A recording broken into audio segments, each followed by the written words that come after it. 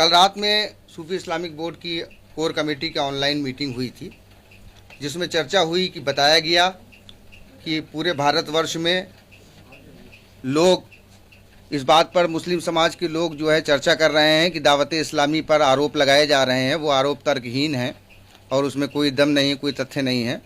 तो इसी को स्पष्ट करने के संबंध में साक्ष्यों को सार्वजनिक करने के लिए ये प्रेस वार्ता का आयोजन किया गया है, जिसमें जो हमारी रिलीज़ जारी है की जा रही है, उस रिलीज़ में हमने बताया है कि दावत इस्लामी अभी तक तो ये मामला आ रहा था केवल भारत में वो धर्म परिवर्तन कराते हैं, बल्कि अब जो तथ्य सामने आए हैं उस तथ्यों से ये बात स्पष्ट हो गई है कि ये पूरी दुनिया में धर्म परिवर्तन कराने के लिए पाकिस्तान की संस्था बनाई गई है। इन्होंने अपने देश में धर्म परिवर्तन कराए, वो उनका अपना आंतरिक मामला है, लेकिन जिस प्रकार से धर्म परिवर्तन कराए गए, लोगों को राशन देने के बहाने, राशन देने के लालच दे करके इन्होंने धर्म परिवर्तन कराए। विदेशों में इन्होंने जो अप्रवासी लोग होते हैं उन मजदूरों का इन्होंने धर्म परिवर्तन कराया है, जिसमें बहुत से भारतीय शामिल हैं। साथ ही इन्होंने भारत में भी धर्म परिवर्तन कराए हैं। मुंबई में कई लोगों के धर्म परिवर्तन कराए गए, जम्मू कश्मीर में धर्म परिवर्तन कराए, राजस्थान में धर्म परिवर्तन कराए और देश के कई हिस्सों में धर्म परिवर्तन कराए। सूफी इस्लामिक बोर्ड का ये मानना है कि धर्म परिवर्तन अगर विधिक रूप से कराया जाए तो कोई आपत्ति नहीं है, लेकिन यहाँ पर सबसे महत्वपूर्ण बात यह है कि जो संगठन धर्म परिवर्तन करा रहा है उस संगठन का बैकग्राउंड क्या है, उसकी पृष्ठभूमि क्या है। दावत इस्लामी वो संगठन है जो पाकिस्तान की सेना से पैसा लेता है और इस संगठन के लोग पाकिस्तान की सेना में हैं। तो जो देश हमेशा हमारे देश का शत्रु रहा हो, ऐसे शत्रु देश की सेना के साथ इस संगठन का इन्वॉल्वमेंट कहीं ना कहीं इसको शक के दायरे में खड़ा करता है। और ये बात हमारी यूं ही नहीं है, ये कोई बात हमारी तर्कहीन नहीं है।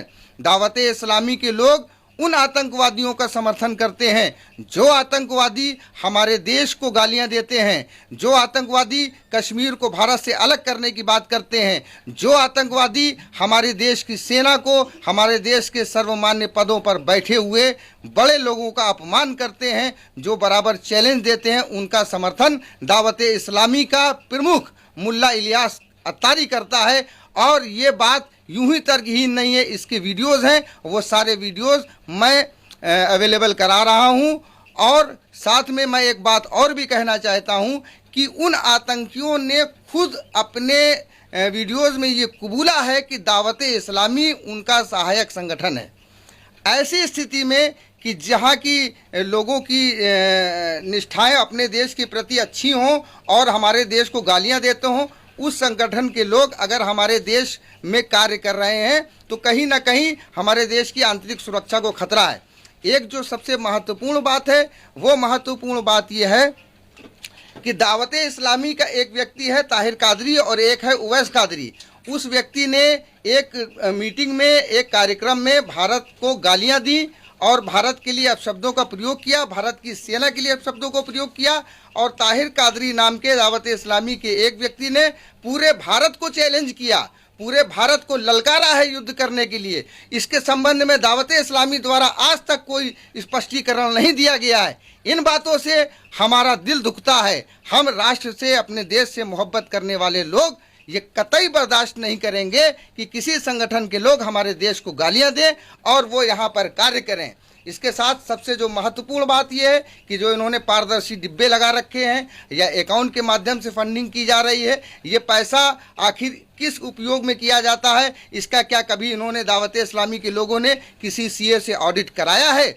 हम इस देश के नागरिक हैं, एक नागरिक के नाते हमें ये जानने का अधिकार है कि हमारे देश के पैसे का कहीं किसी दूसरे कार्य में उपयोग तो नहीं हो रहा है। इन्हीं सब बातों के मद्देनज़र हमने इस अपील की थी, लोगों को बताया था और आज फिर हम सारे देश के लोगों से अपील कर रहे हैं कि दावत इस्लामी हो या पीएफआई हो, इन लोगों का कन्वर्जन का धंधा सिर्फ इसलिए है ताकि देश में तुर्की, मलेशिया और पाकिस्तान द्वारा प्रायोजित खिलाफत 2 का जो है क्रूर इस्लामी निज़ाम कायम किया जाए, जिसे सूफी इस्लामिक बोर्ड कतई बर्दाश्त नहीं करेगा। हमारी देश की जनता से, देश के राष्ट्रवादी लोगों से ये अपील है कि सूफी इस्लामिक बोर्ड के हमारे इस मिशन में हमारा साथ दें और तन मन धन से हमारा सहयोग करें। धन्यवाद। तादाद में ये धर्मांतरण का जो मुहिम चल रही है कितनी तेजी से चल रही है? हमारे जैसे एक आम आदमी को जब ये मालूम हो गया कि सैकड़ों की तादाद में धर्म परिवर्तन किए गए हैं, जो हमने सबूत भी दिए हैं आपको। हमने तथ्यहीन बात नहीं की, हमने सबूत दिए हैं। जब मेरे जैसा एक साधारण आदमी इतने सबूत ढूंढ सकता है तो हमारी सुरक्षा एजेंसियां बहुत सबूत ढूंढ सकती हैं। इनका इस्तेमाल कहाँ कहाँ किया जा रहा है? जिन लोगों का धर्मांतरण किया जा रहा है, इनका धर्मांतरण कराने का उद्देश्य क्या है? इनका धर्मांतरण कराने का वही उद्देश्य है जो केरल में पीएफआई ने धर्मांतरण कराया था और उनको आईएसआईएस में भेजा गया था। और इनका एक ही उद्देश्य है कि भारत में एक क्रूर इस्लामी साम्राज्यवाद की स्थापना किया जाए, जिसका हमेशा जो है सूफीज़म ने विरोध किया और जो मानवता के खिलाफ है।